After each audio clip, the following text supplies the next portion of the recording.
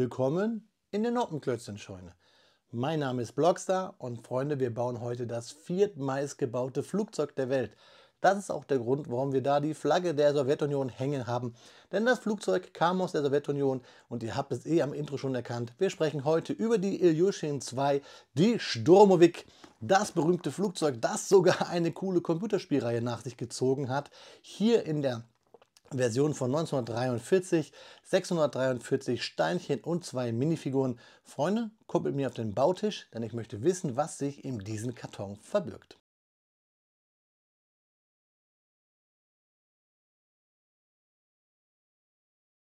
Ja, Freunde, da liegt die Ilyushin IL-2 von 1943 auf den Bautisch. Ich habe es euch gerade schon gesagt, die 5745. 643 Steinchen, 2 Minifiguren und natürlich kommt das Set aus der Historical Collection World War II. Da sehen wir das schöne Schmuckstück mit gebauter Tarnung und schöner hellblauen Untertarnung. 2 Stück, eine feuert sogar eine Rakete ab. Warum, weshalb, wieso? Ja, Freunde, denn wir haben hier solche Raketen schon unter den Tragflächen. Das müssten fast die ähnlichen sein wie bei der Katyusha. Da haben wir die 2 Piloten. Fakten bekommt ihr gleich. Das ganze Flugzeug wird 36,3 cm lang und 12,5 cm hoch und kann sein Fahrwerk einklappen. Hier ist noch eine TT-Pistole als Goodie mit angebracht, die die Piloten hier dabei hatten im Holster. Hier ein Originalbild und wir sehen schon, hier haben wir auch den Stand, den neuen Anführungszeichen, der hier Transclear ist. Im Maßstab 1:32 habe ich euch gesagt, fehlt nur noch die Spannweite. Ich muss selber einmal gucken. Die Spannweite liegt bei 46,4 cm. Aber Freunde, was noch viel wichtiger ist, was verbirgt sich hier in diesem Karton? Und das schauen wir uns jetzt mal genauer an. Ja, Freunde, da haben wir den Inhalt hier auf den Bautisch. Wir sehen, wir haben 2 Bauabschnittstüten, einmal die 2 und einmal die 1. Kubi schreibt jetzt ja auch hier immer die Z-Nummer drauf und hier sehen wir schon dieses schöne Blau, das gefällt mir richtig. Und hier die Anleitung, Altersempfehlung ab 7 Jahren.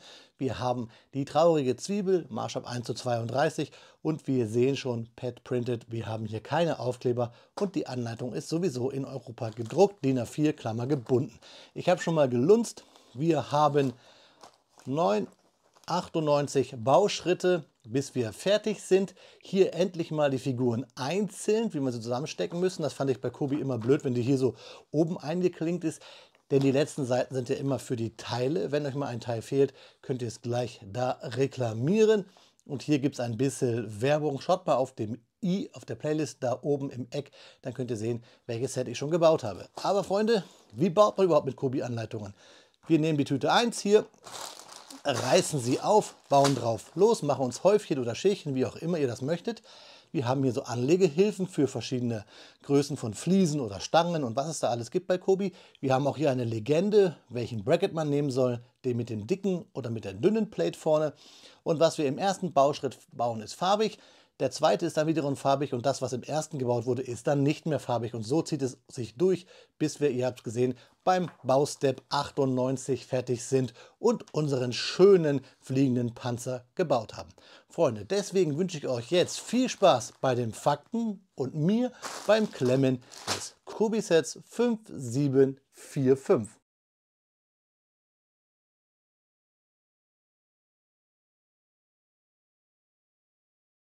Speedbildzeit ist Faktenzeit und natürlich sprechen wir heute über die Ilyushin 2.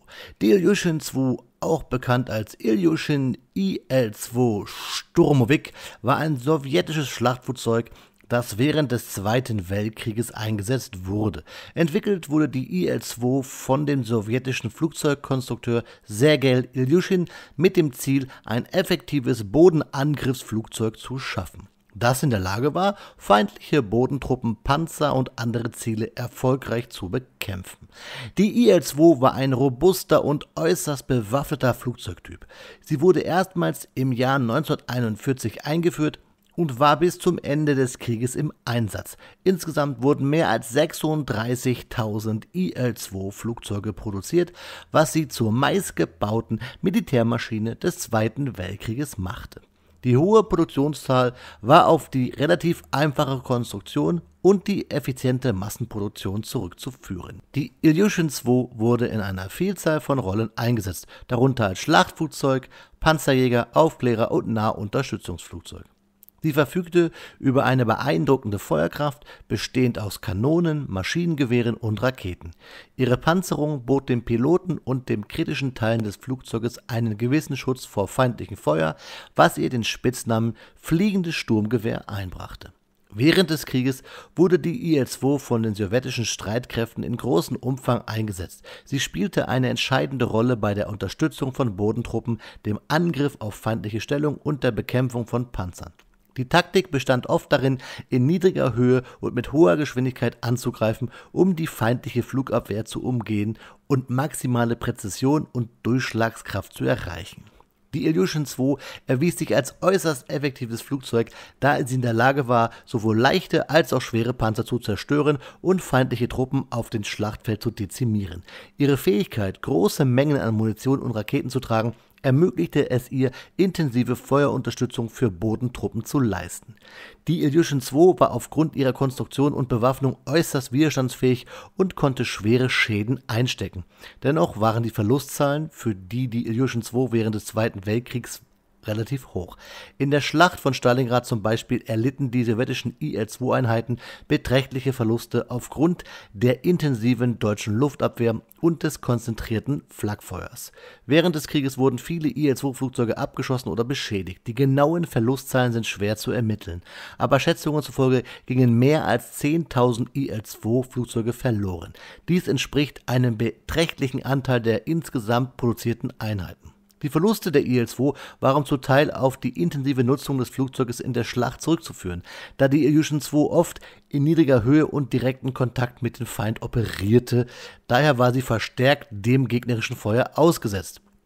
Dies führte auch zu dem hohen Risiko für die Besatzung und das Risiko maximierte sich, getroffen zu werden. Trotz der Verluste blieb die Sturmovik ein wirksames und wichtiges Schlachtflugzeug der sowjetischen Luftstreitkräfte. Sie trug entscheidend zur Unterstützung der sowjetischen Bodentruppen und zur Bekämpfung von feindlichen Zielen bei. Die Verluste wurden durch die hohe Produktionsrate und die Fähigkeit der sowjetischen Industrie, neue Flugzeuge schnell zu ersetzen, teilweise ausgeglichen. Nach dem Zweiten Weltkrieg wurde die IL-2 von verschiedenen Ländern übernommen und weiter eingesetzt. Länder wie die Tschechoslowakei, Polen und Nordkorea nutzten das Flugzeug in ihren Luftstreitkräften. Die Ilyushin II hat sich als langlebiges Flugzeug erwiesen und wurde in einigen Ländern bis in die 1950er Jahre und darüber hinaus geflogen. Die Ilyushin II hatte einen erheblichen Einfluss auf den Verlauf des Zweiten Weltkrieges und wird als eines der bedeutendsten Schlachtflugzeuge seiner Zeit angesehen. Ihre Fähigkeit, starke Angriffe auf Bodenziele auszuführen, trug wesentlich zum Erfolg der sowjetischen Streitkräfte bei. Heute wird die Ilyushin II immer noch als Symbol für sowjetische Luftfahrttechnologie und für den Beitrag zum Sieg im Zweiten Weltkrieg über die deutsche Wehrmacht betrachtet. Sie bleibt ein bemerkenswertes Flugzeug in der Geschichte der Luftfahrt. Ja, Freunde, das waren die Fakten zur Sturmovik. Freunde, jetzt viel Spaß bei den Fakten rund um das Review des Cubisats 5745.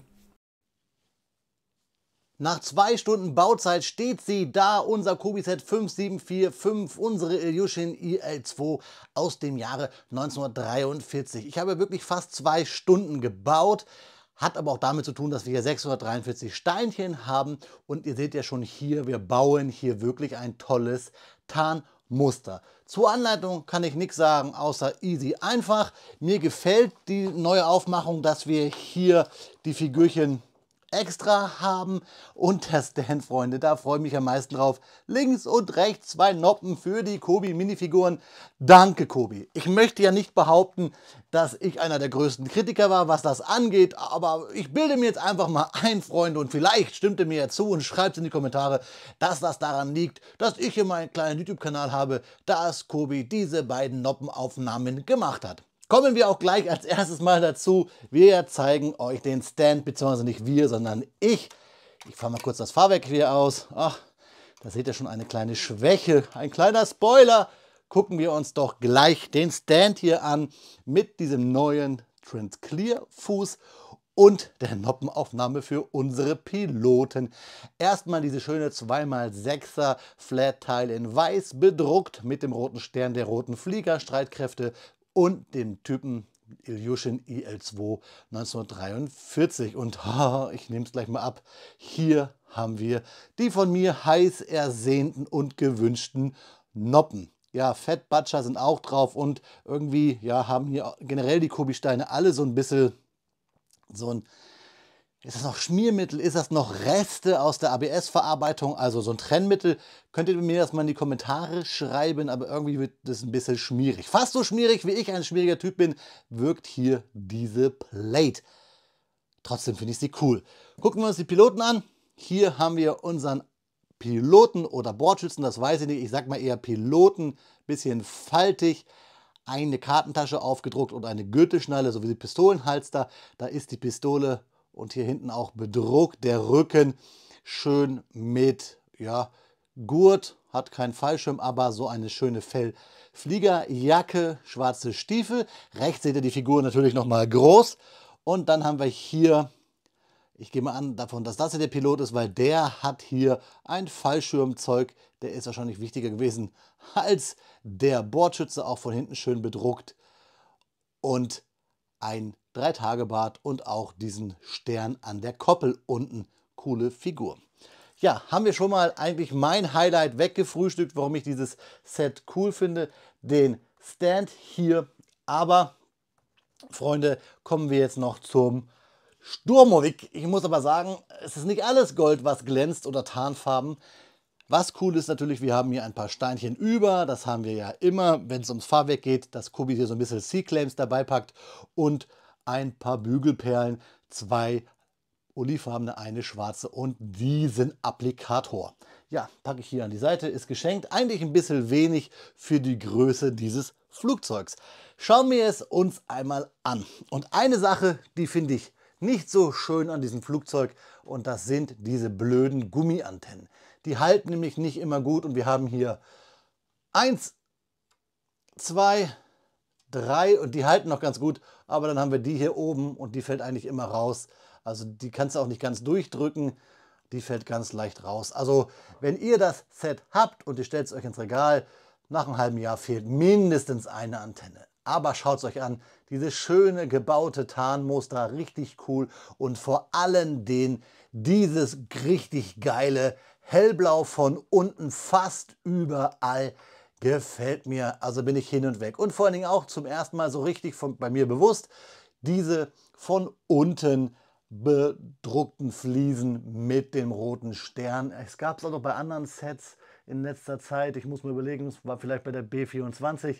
Kann ich gar nicht sagen. Freunde, schreibt es mir mal in die Kommentare. Schaut gerne meine Videos an und sagt mir, halt, nein, ich glaube bei der Mosquito, da war das, meine ich, auch so. Auf jeden Fall und natürlich auch bei der Thunderbird. Also richtig cool, wenn wir jetzt hier von unten bedruckte Tragflächen haben. Weil dann kann man sich diese Flugzeuge auch mal von unten wirklich an die Decke hängen, weil sie machen dann auch was her. Und dieses Blau sowieso. Cool, dass wir hier unsere Raketen haben, ganz simpel gebaut. Das sind die gleichen Formteile, die wir so kennen. Und ihr seht schon hier mein größtes Ärgernis, und ich glaube, ihr habt es auch gemerkt beim Bauen, dass ich hier wirklich schier verzweifelt bin, weil hier dieses C-Claim nicht richtig gut gegossen ist. Ich habe schon mit dem Fingernagel versucht, ein bisschen wegzukratzen. Ich habe sie kaum reingekriegt. Also das hat mich übelst genervt und mich bestimmt auch 10 Minuten gekostet. Und wenn ich es jetzt hier wieder reindrücken will, klappt das wahrscheinlich auch wieder nicht. Ah doch, jetzt geht's. Oh, Vorführeffekt. Aber ich habe da wirklich lange dran gemacht, diese Dinger hier reinzumachen. Das ist eine Arbeit. Wenn ihr mal jemanden Kobi zeigen wollt und ihn begeistern wollt, zeigt ihr ihn diese Arbeit nicht. Wenn ihr jemanden Kobi zeigen wollt und ihn ärgern wollt, dann zeigt ihr, wie man diese C-Clams mit dieser Rundenaufnahme in die negative Noppe packt, beziehungsweise in die Tube von unten. Gefällt mir gar nicht. Und dann seht ihr auch, was ich auch blöd finde, ist, nämlich hier unsere oder Flügelentenformteile, Flügelende, nicht Enten, ich wollte erst Ente sagen, Flügelente, die hängen nur an 4 Noppen und gehen leicht ab. Also das ist hier, ja, liegt in der Natur der Sache, ist eigentlich schade, weil wir haben sonst einen der bestgebautesten Flügel im Hause Kobi. Gerade, ach, und ihr seht auch schon hier, da kommt mir die Gummiantenne entgegen. Also ich sag's euch, die fällt immer ab. Aber der Flügel ist cool, er ist massiv, Passt auch zu dem Flugzeug, weil es ja ein fliegender Panzer war. Richtig dick, auch hier mit den Triebwerks, beziehungsweise ist ja nicht Triebwerk, mit den Fahrwerksgondeln. Richtig cool. Wir haben hier so Formteile vorne an den Spitzen, um es aerodynamisch zu machen. Und wir können das Fahrwerk auch einklappen. Das gefällt mir richtig nice. Und ich hänge das Flugzeug auch in so einer Startposition auf den Stand auf, weil es einfach cool aussieht, wenn wir das Fahrwerk so fast historisch original versenken können. Wir haben hier vorne ein Formteil, jetzt hier so mit ja, angedeuteten Stromlinien, aber auch hier ein bisschen wieder der Abgaskrümmer, würde ich schon fast sagen, aber der Auspuff, nennen wir es so, die Abgasanlage, hängt nicht ganz dran, soll man ein bisschen biegen, kann man warm machen, wie auch immer. Auch cool hier vorne, sehen wir nochmal hier so ein Tube dran, gefällt mir. Also optisch von außen toll, bis auf die Kleinigkeiten, dass wir hier halt leicht die Flügelenden abmachen können und dass diese Antenne immer abgeht. Auch richtig cool gebaut. Hier hinten das Höhenleitwerk sowie das Seitenleitwerk als Formteil. Generell der ganze Rumpf hinten ist cool gebaut, gefällt mir. Wir haben ja hier diese typischen Kobi Wedges, aber auch hier diese Bautechnik und auch da mit diesen 1x2ern mit Bars gefällt mir richtig cool. Und natürlich dann das Cockpit. Ohne Antenne, ich habe es euch gesagt, es ist runtergefallen. So, zack, auch historisch akkurat.